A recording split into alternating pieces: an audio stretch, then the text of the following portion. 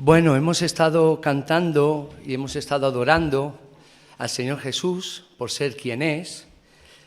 Y la verdad es que en este pasaje de Marcos que vamos a ver ahora, vamos a ver la importancia que tiene saber quién es y que no está tan claro que en realidad aquellos que le rodeaban o estaban con él constantemente supieran realmente quién es, ¿no? Porque incluso comiendo con él, durmiendo con él, acompañándole en sus viajes, en su ministerio, prácticamente no despegándose de él, los discípulos tuvieron un aprendizaje constante acerca de quién era Jesús. No eran verdaderamente conscientes y fue revelándose su identidad y fueron aprendiendo acerca de quién Él es a partir de todo lo que vivieron con Él y todo lo que presenciaron, los milagros, sus palabras, cómo Él resolvía todas las situaciones. Empezaban cada vez a darse más cuenta de lo especial que era Él, ¿no? Pues este es uno de los episodios que vamos a ver ahora en Marcos del capítulo 4, del 35 al 41, donde realmente, y a pesar de estar con Él y haber compartido con Él, incluso anteriormente a este episodio, momentos muy importantes, no parecían ser conscientes de quién realmente era Jesús. Dice en el Salmo 89, del 8 al 9, que bien nos puede ilustrar un poco el episodio que viene a continuación. Dice: «Oh Jehová, Dios de los ejércitos, ¿quién como tú, poderoso eres, Jehová, y tu fidelidad te rodea? Tú tienes dominio sobre la braveza del mar. Cuando se levantan sus ondas, tú las sosiegas». Bueno, no sé si en alguna ocasión los discípulos leerían este pasaje, en alguna sinagoga en algún momento se leería, pero no parecían ser muy conscientes de realmente quién les protegía, quién vigilaba por ellos, quién estaba por ellos, porque les dominó el miedo. Pero quiero hacer también un apunte, y es que muchas veces cuando leemos la Escritura y cuando hablamos de la actitud de los discípulos en determinados momentos, que no parezca que nosotros creemos que lo habríamos hecho mejor. Eso me gusta siempre dejarlo muy claro, porque si los discípulos tenían miedo, tenían falta de fe, falta de confianza, o tenían miedo a algo a lo que prácticamente cualquiera de nosotros tendría miedo, pues simplemente les faltaba afirmarse, como quizá nosotros, pues en el día de hoy podríamos afirmarnos aún más, ¿no? Bueno, pues vamos directamente a este episodio de Marcos 4, del 35 al 41, que se le suele bautizar como la gran tempestad, y dice lo siguiente, dice: «Aquel día, cuando llegó la noche, les dijo: pasemos al otro lado. Y despidiendo a la multitud, le tomaron como estaba en la barca, y había también con él otras barcas. Pero se levantó una gran tempestad de viento, y echaba las olas en la barca, de tal manera que ya se anegaba. Y él estaba en la popa durmiendo, sobre un cabezal, y le despertaron, y le dijeron: Maestro, ¿no tienes cuidado que perecemos? Y levantándose reprendió el viento y dijo al mar: Calla, enmudece. Y cesó el viento y se hizo grande bonanza. Y les dijo: ¿por qué estáis así de amedrentados? ¿Cómo no tenéis fe? Entonces temieron con gran temor y se decían el uno al otro: ¿quién es este? Esta es la pregunta clave casi de todo el pasaje. ¿Quién es este que aún el viento y el mar le obedecen? Bueno, seguro que muchos conocemos el mar al que se refiere. Bueno, es un mar interior que se llama el Mar de Galilea, que se le suele llamar también el lago de Tiberíades, pero no sé si lo pronuncio bien, que además es objeto de disputa en sus fronteras con Israel, país en guerra, con otro país, Siria, país también en guerra, ¿no? Y bueno, a pesar de que no es exactamente un mar y es un lago interior, pues es un lago interior muy grande.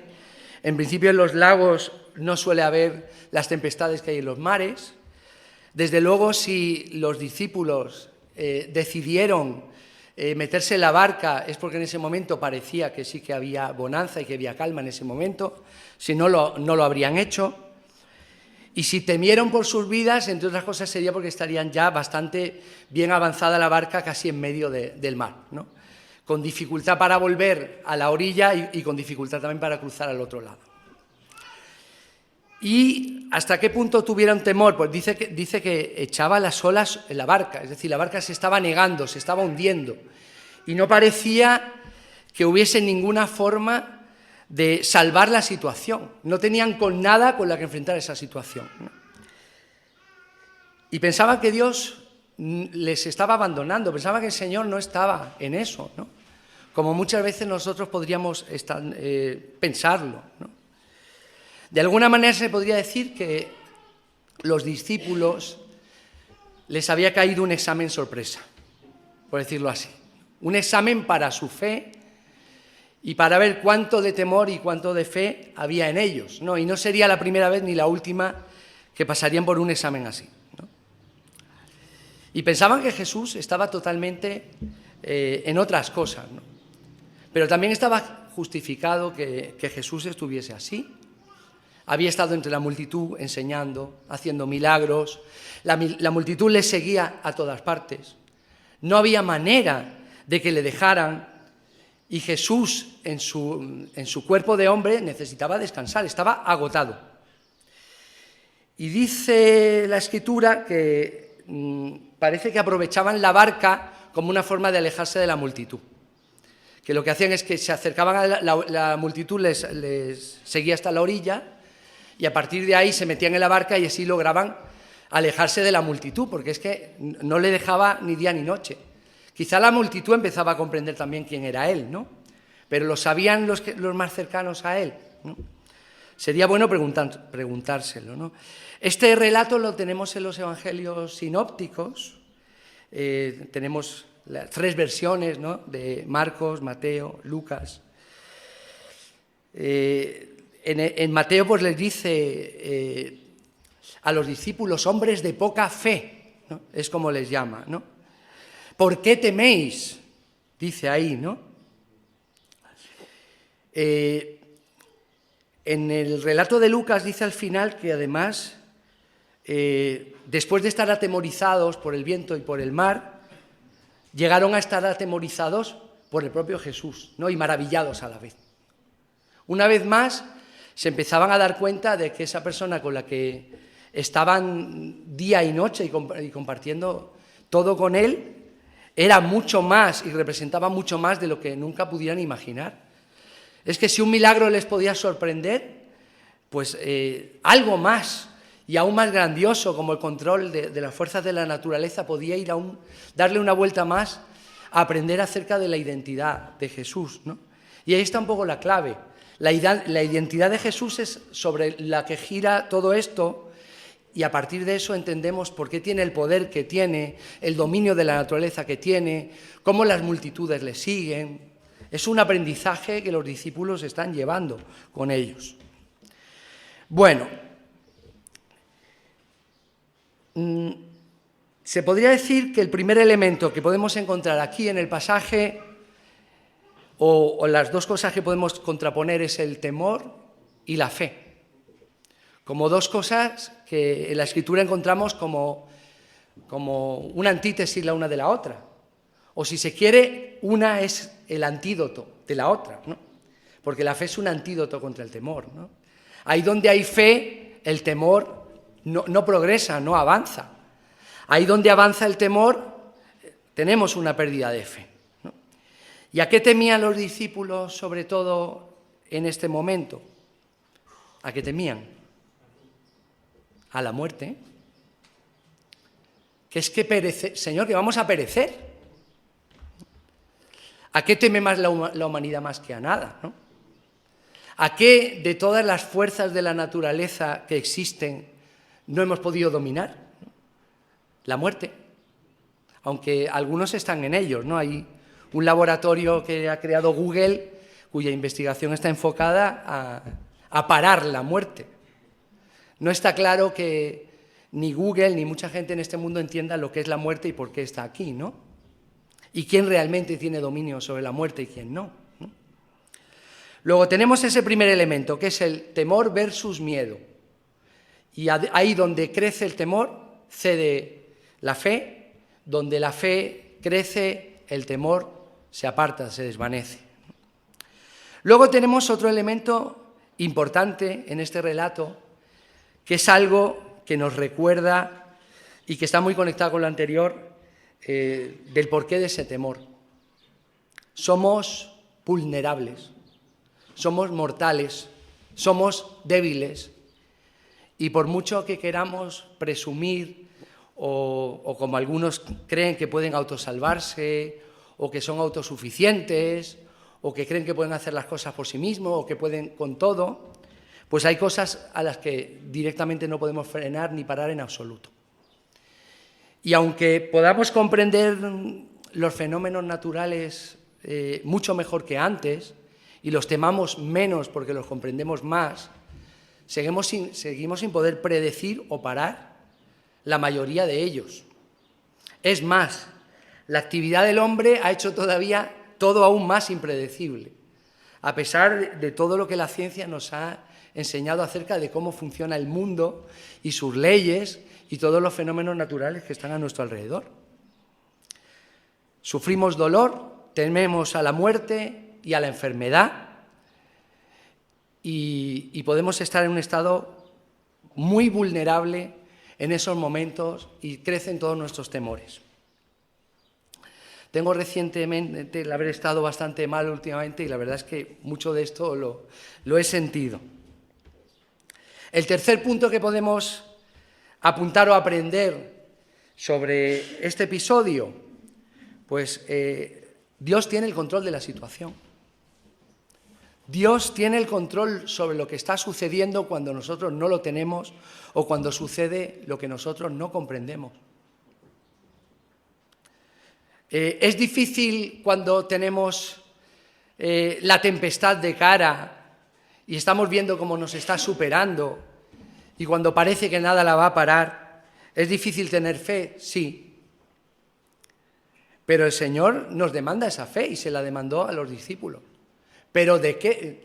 Hombres de poca fe, ¿qué temor es el que tenéis? De hecho, es más. En este mundo lo sabemos bien para bien y para mal. Quien no teme a la muerte, prácticamente no tiene miedo a nada. Luego, si sabemos lo que es la muerte y sabemos quién la venció, ¿deberíamos tener miedo entonces? Esa sería la pregunta. Dios controla la situación. Hay cosas que permite y nos saca de más de una. Y cuando las permite muchas veces es precisamente para vencer en otras áreas de nuestra vida, ¿no? Que necesitábamos esa lección, ¿no? Pasar por esa tormenta, ¿no? Todos sabemos o entendemos lo que es pasar por un desierto o enfrentarse a una tempestad, ¿no? Son dos cosas distintas, pero son dos metáforas que en la Escritura las tenemos, ¿no? El desierto parece como algo más largo, más árido, como una etapa de nuestra vida en la que se hace muy larga y que esperamos cosas que no llegan, ¿no? Y la tempestad es más como el peligro inminente, ¿no? O la prueba, ¿no? En toda su crudeza. Y pensamos, no termino de ver la puerta de salida, no termino de ver cómo vamos a salir de aquí, ¿no? Ambas cosas, el Señor tiene el control, controla la situación. Y la metáfora de que el Señor está dormido, no es una metáfora, el Señor estaba dormido, pero nos sirve para entender a veces que cuando el Señor está trabajando en silencio y no podemos percibir las cosas que hace, pues nos desesperamos, claro que sí. Señor, ¿dónde estás? ¿Qué estás haciendo? No veo lo que haces, no veo tu mano, no escucho tu voz, ¿no? Y nos desesperamos. ¿Nos desesperamos? ¿Es humano desesperarse? Sí. ¿Qué es lo más sano? Tener fe en esa situación, ¿no? Y el último punto es algo que ya había dicho al principio. ¿Quién es Jesús realmente? Porque de ahí tiramos de todo lo demás, o resuelve todas las demás preguntas, o todo lo que hemos visto antes. Si sabemos quién es Él, El temor cede. Si sabemos quién es Él, no tememos a la muerte. Si sabemos quién es Él, no nos preocupa el sufrimiento y la prueba como lo haría si no lo sabemos o no lo tenemos en cuenta. ¿Quién es Él? Y conocer a Jesús o la identidad de Jesús es un aprendizaje de la misma manera que lo era para los discípulos. O sea, conocer a Jesús no es cosa de un día. Claro que sí, que todos en nuestra vida hemos conocido a Jesús en algún momento, pero no terminas de conocerle, no termina de sorprenderte. Y eso es justo lo que los discípulos se dieron cuenta. No terminamos de sorprendernos. Cuando ya hemos visto milagros, curaciones, cuando hemos visto, como muchos habían dicho, nadie ha hablado nunca como este hombre. Y sin embargo no dejamos de sorprendernos acerca de quién es, de lo que Él es, de lo que representa, de la cantidad de cosas que Él ha enterrado gracias a su obra y que hemos dejado atrás. Pues eso es lo que les pasó a los discípulos cuando subieron a la barca. Una mezcla de incredulidad y de ignorancia. Por un lado, no sabían realmente con quién se estaban subiendo a la barca y por otro lado, por no saber, porque claro, del conocer, del saber, del oír, viene la fe, ¿no? Pues por no saber o no creer lo suficiente, por no conocerlo lo suficiente, pues no sabían con quién estaban. ¿A quién realmente debían de temer estando en la barca?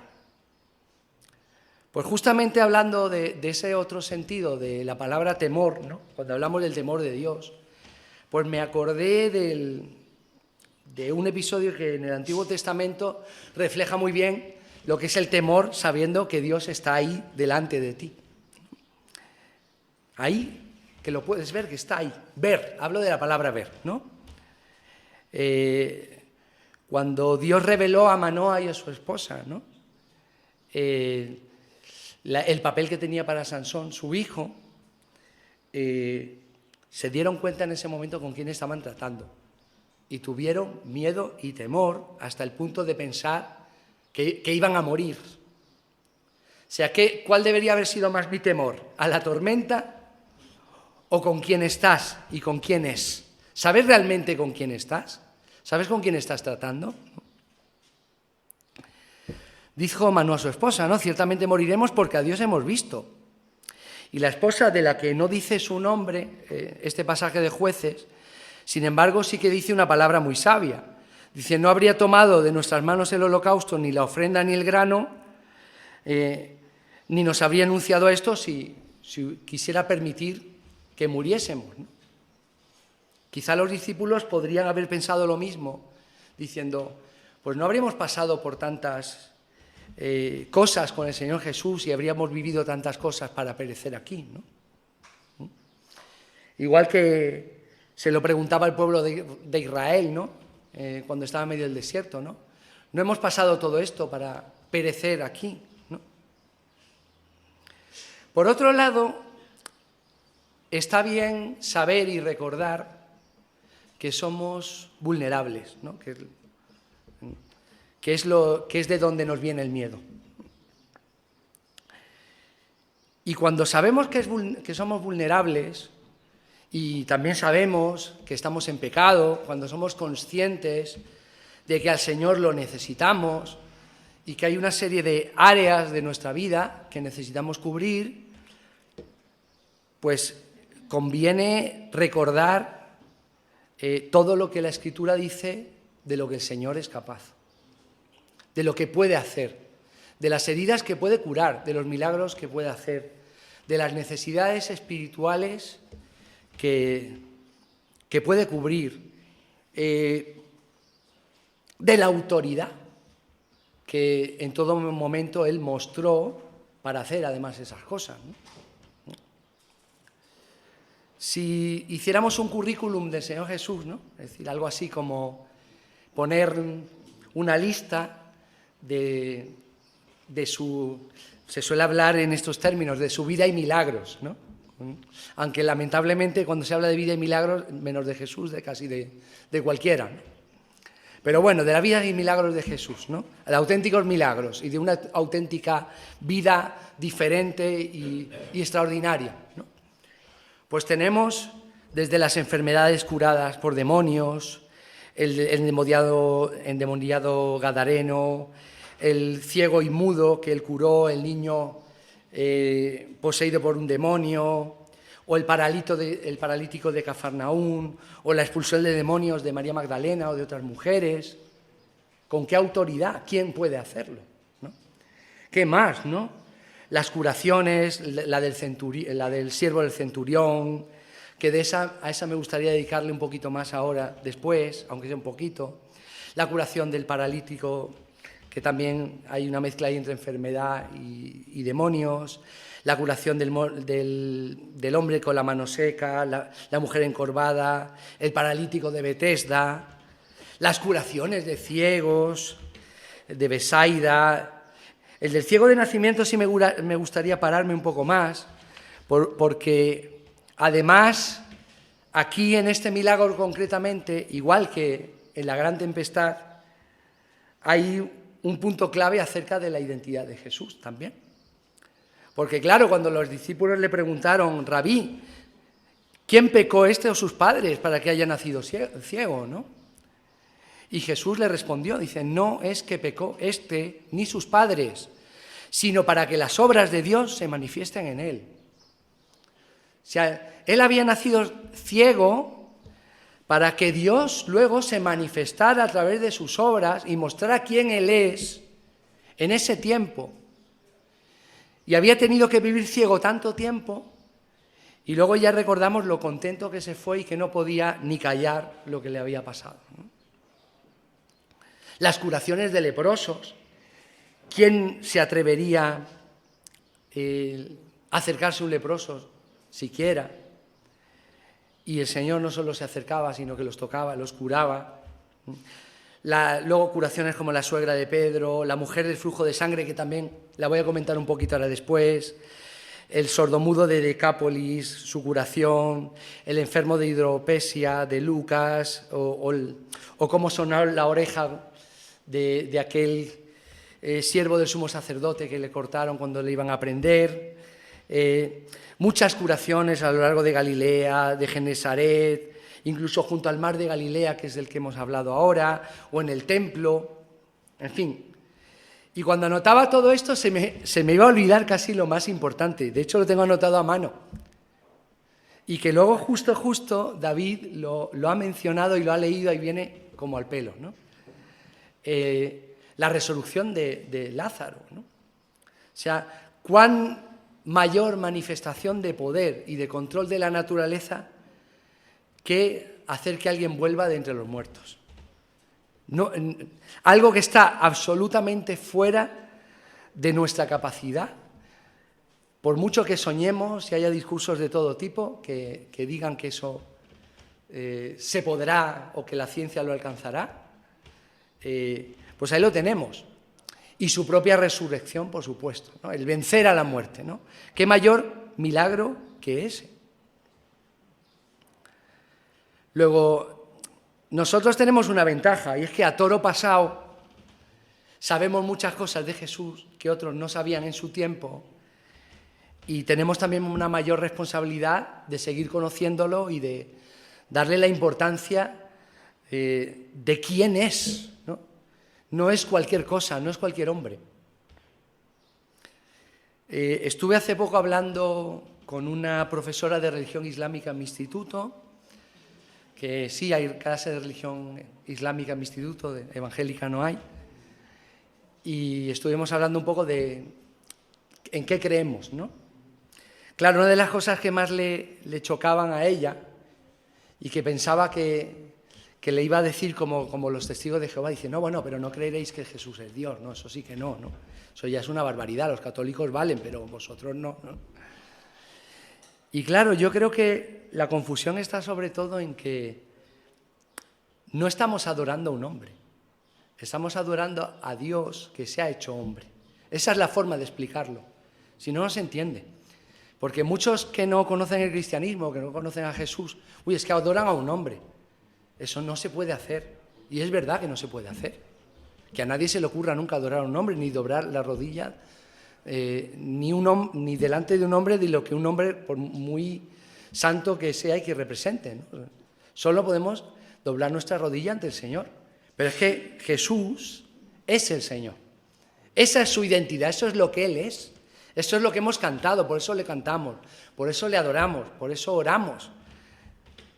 No vamos a cometer el error de darle a otro o a un hombre, por muy santo que sea, lo que solo a Dios le corresponde, ¿no? Eso muchos... El catolicismo ha sido muy farragoso en esto, precisamente por eso, ¿no? Porque, y luego, justamente me decía esta profesora de religión islámica, bueno, es que nosotros a Mahoma no lo adoramos. ¿Cómo es que adoráis a Jesús? No, pues por esa misma razón, ¿no? Porque no es cualquier hombre y no adoramos a un hombre, sino a Dios hecho hombre. El que se subió en la barca y que era Dios mismo hecho hombre y con la potestad de dominar la naturaleza. Luego, sobre que Dios tiene el control de la situación, pues tengo aquí 2 versículos del Antiguo Testamento que vuelvo a decir lo mismo. Los judíos de sobra lo debían conocer, ¿no? Aquí es donde está la lucha entre el lado humano de tener miedo y el saber lo que sabes acerca de Dios, ¿no? Dice aquí que yo soy Jehová, Dios de toda carne. ¿Habrá algo que sea difícil para mí? Dice en Jeremías 32, 27. ¿Habrá algo que Dios no pueda hacer? ¿Habrá algo que nos haga dudar acerca de que Dios no tenga realmente el control de la situación? Del Antiguo Testamento también tenemos, porque yo Jehová soy tu Dios, quien te sostiene de tu mano derecha y te dice, no temas, yo te ayudo. Otro de los versículos que podrían haber tenido en cuenta los que se subieron a esa barca. Ojo, insisto siempre en lo mismo, a ver si nosotros habríamos sido mejores. O sea, que parece que porque le tiramos las orejas a los discípulos, y Jesús lo hizo constantemente, a ver si nosotros lo habríamos hecho mejor. Y a ver si lo estamos incluso haciendo mejor, ¿no? Eso es lo que debemos aplicarnos a nosotros mismos, ¿no? Y luego tenemos, voy a llamar a estos 2 versículos del Nuevo Testamento, pues ya a toro pasado, ¿no? Que ya tenemos una idea mucho más clara de quién es Jesús, ¿no? Dice en Primera de Pedro, y ahora sí, a toro pasado, ya después de haber vivido con Jesús, de haber conocido a Jesús, ¿no? Dice, humillaos pues bajo la poderosa mano de Dios, para que Él os exalte cuando fuere tiempo, echando toda vuestra ansiedad sobre Él, porque Él tiene cuidado de vosotros. Primera de Pedro 5, del 6 al 7, ¿no? O Filipenses 4, 6 y 7, ¿no? Por nada estéis afanosos, sino que sean conocidas vuestras peticiones delante de Dios en toda oración y ruego con acción de gracias. Y la paz de Dios, que sobrepasa todo entendimiento, guardará vuestros corazones, pensamientos en Cristo Jesús. ¿Quién es Jesús? Es que todo está conectado con eso. ¿Quién es Jesús? Tenemos también sus milagros, ¿no? Sobre la naturaleza, el que hemos visto ahora, la multiplicación de los panes y los peces, la moneda en la boca del pez, en Mateo, que mandó a buscar a Pedro, que por cierto sobre eso prediqué justamente una vez, la maldición de la higuera, la pesca milagrosa, la segunda multiplicación de los panes y los peces. Curiosamente, la transfiguración es otra cosa que también llama mucho la atención, porque ahí se ve lo que Él es y su autoridad. Sí, estaba con Moisés y con Elías, pero es que Él era muy por encima. O sea, eran Moisés y Elías los que tenían, digamos, el honor de estar al lado de Jesús, cuando probablemente los discípulos pensaban que debía ser al revés. Mira con quién está, con los grandes, con Elías, con Moisés, ¿no? Cuando es justo lo contrario, ¿no? Pero es que hay alguien que es superior a Moisés. milagro de las bodas de Caná o Jesús caminando sobre las aguas, ¿no? En Marcos 6, del 45 al 52, lo voy a mirar por encima nada más, porque luego ya tocará a alguien que lo lea y lo explique, ¿no? Pero cuando se da el episodio de que él anda sobre el mar, en el versículo 52 dice algo muy curioso que nos puede hacer entender por qué pasó lo que pasó antes. Dice así: porque aún no habían entendido lo de los panes, por cuanto estaban endurecidos sus corazones. Luego, mira todo lo que habían visto y vivido, y no parecía que terminaran de entender quién es Jesús, lo que representa Jesús, el poder que tiene. Sus corazones estaban endurecidos. Pues ya tenemos una causa de por qué la fe flaqueaba, ¿no?, en ellos, ¿no? Es que muchas veces está claro que no hay más ciego que el que no quiere ver, ni más sordo que el que no quiere oír. Pues en algunos momentos ellos a su lado habían endurecido su corazón y veían los milagros y no les impactaban. Y a lo mejor había en la multitud personas que estaban mucho más impactadas de lo que estaban viviendo y de lo que estaban escuchando que ellos mismos, ¿no? A veces cuando tienes a alguien muy cerca es cuando menos lo ves o menos atención le prestas. Es posible que a los discípulos les pasara eso.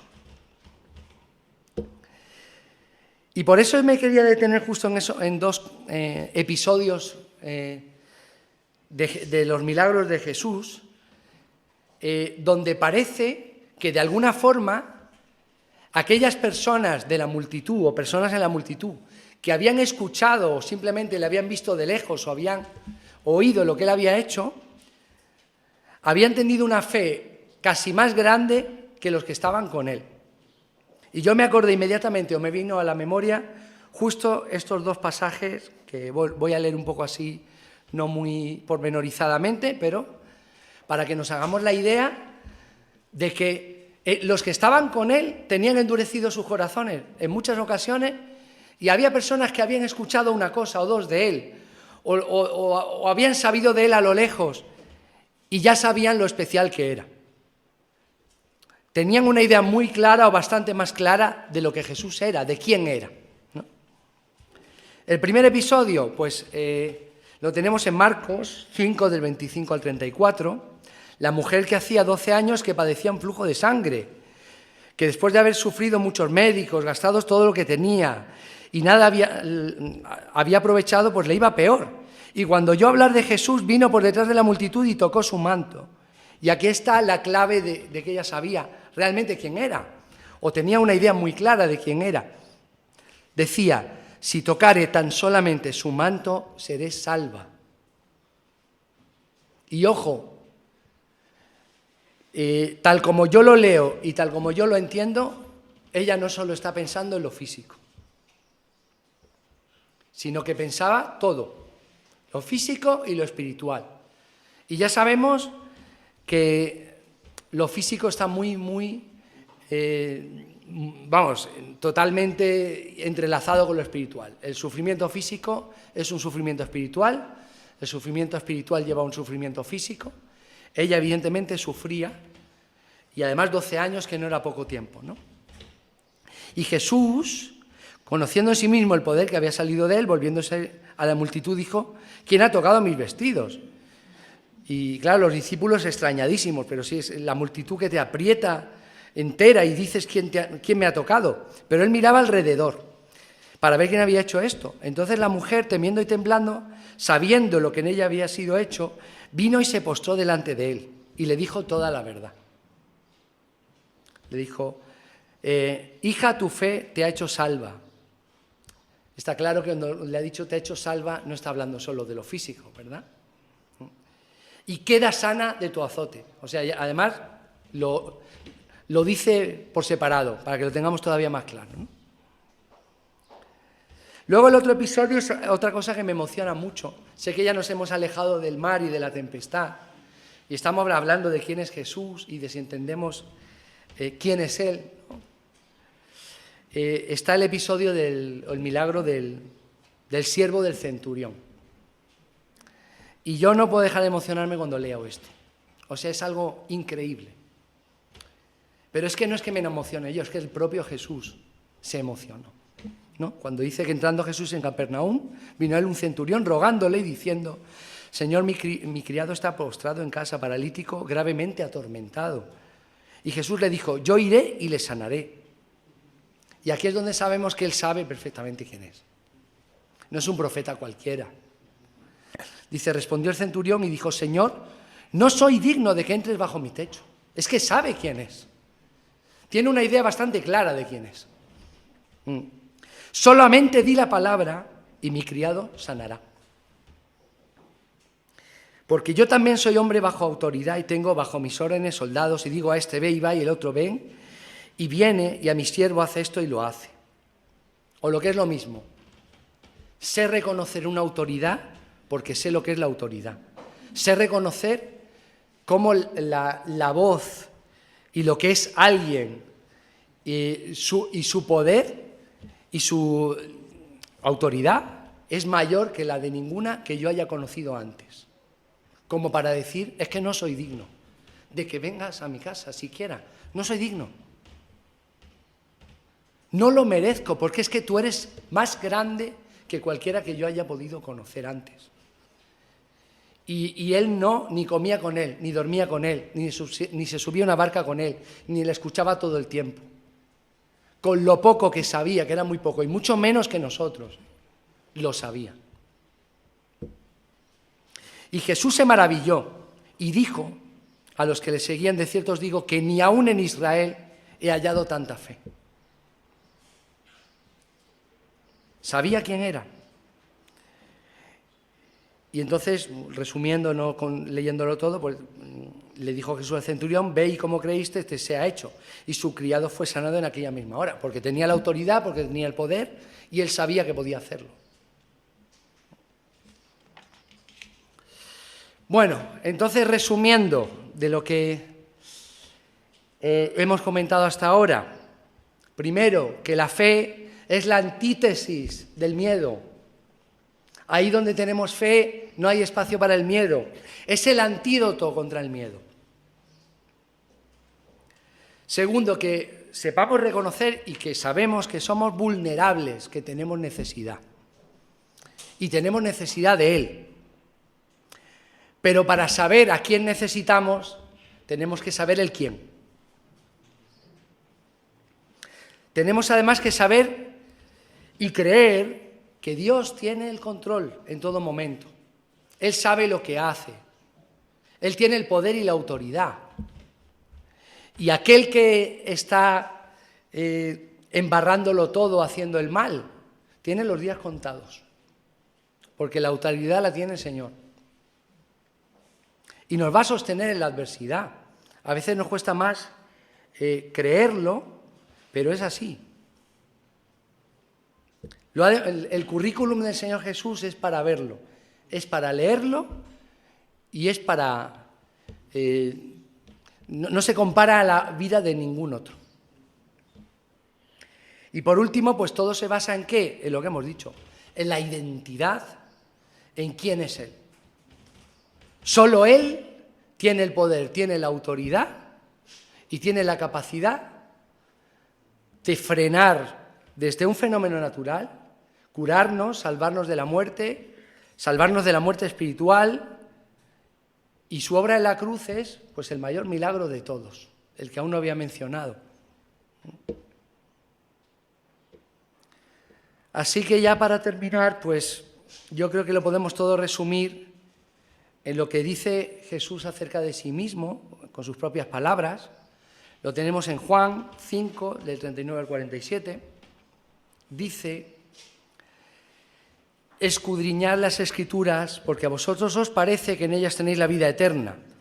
O lo que es lo mismo, nosotros sabemos que las Escrituras son importantes. Sabemos que hay un mensaje único en ellas. Vale, sabéis que a través de ellas tenemos la vida eterna. Pero ellas son las que dan el testimonio de mí. Y no queréis venir a mí para que tengáis vida. Gloria de los hombres no recibo, mas yo os conozco que no tenéis amor de Dios en vosotros. Yo he venido en nombre de mi Padre y no me recibís.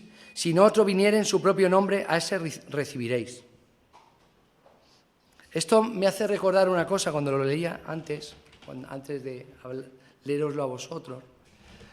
No sabemos, o mejor dicho, no sabéis o no sé yo mismo, la cantidad de charlatanes a la que la gente escucha. Y a veces da mucha pena ver cómo la gente arruina su vida por escuchar las palabras de un charlatán y confundirse con lo que realmente es.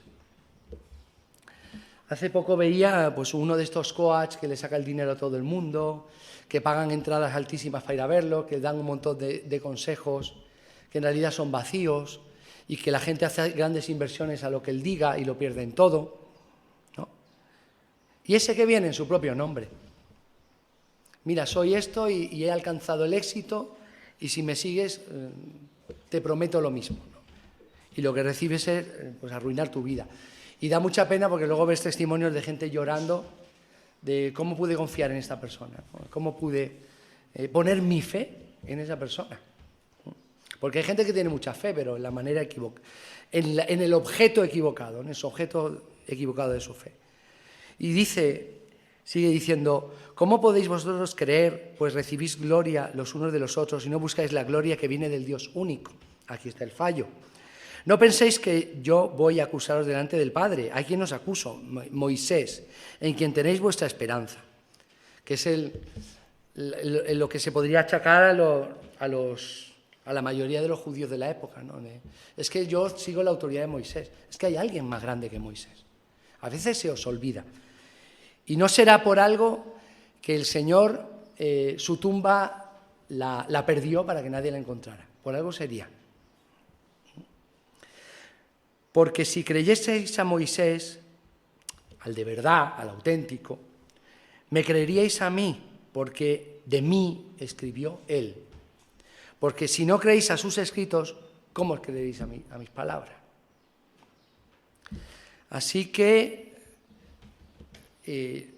nos demos cuenta de con quién estamos, quién está con nosotros, quién nos acompaña, subiendo a la barca o cualquier otro lugar, porque tiene todo el poder, tiene toda la autoridad y es el único que ha vencido a la muerte y que puede parar, por supuesto, una tempestad, porque eso no es nada para Dios. No es nada en comparación a lo que puede hacer. Así que tengamos fe y además pidámosles al mismo Señor que aumente nuestra fe, ¿no? Y que lo apliquemos a nuestra vida y que vivamos sabiendo quién es aquel al que adoramos, al que servimos y al que amamos. Que el Señor bendiga mucho, Iglesia.